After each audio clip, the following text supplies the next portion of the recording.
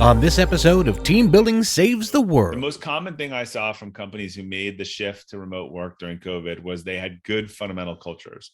So let's think about a culture where there was great KPIs, high trust, good leadership, not micromanagement, good communication, and they suddenly had to work from home.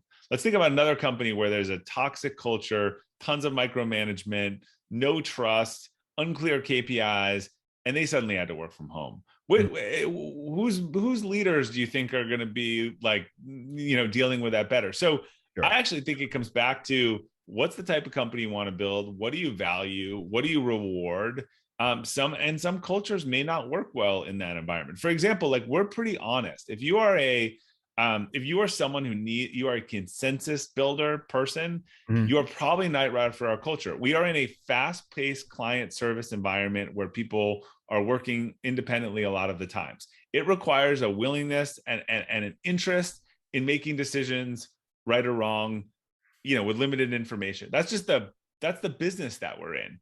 If you need to ask 8 people and come up with a consensus decision with everything you do, you're not going to like that environment. It's not the right environment for you. But now, so people are trying to find the middle of the road to a largely hybrid method of doing this. You work from home 2 days out of the week, 3 days out of the week, the rest you're in the office place because we're paying for the office space. Yeah.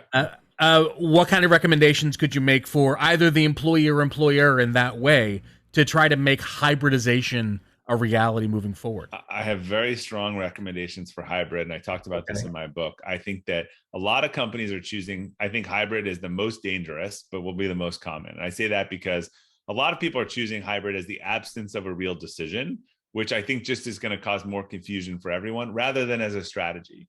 I have seen, if hybrid is ice cream, I've seen 100 different flavors so far, and they're all different. I've heard companies say, look, you can do whatever you want. That's the sort of indecisive hybrid, because I think that leaves a lot of ambiguity around meetings, promotions, get-togethers, that stuff. Right. I've seen companies say you need to come in for 50% of the time. I've seen companies say you need to come in on Monday, Wednesday and Thursday. And I've seen companies say you need to come in for these sorts of things, like our sales meetings.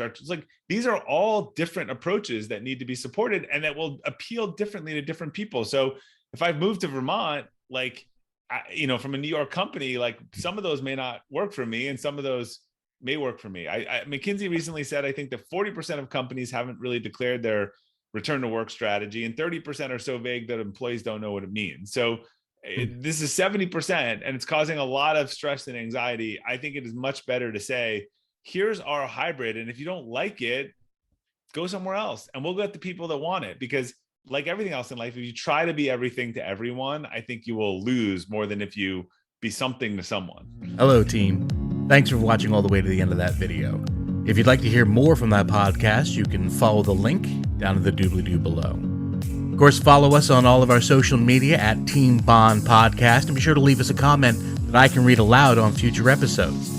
And as always, if you liked that video, don't forget to click like and subscribe. And if you didn't like the video, just shut up about it. Everything's going to be fine. See you next time, team.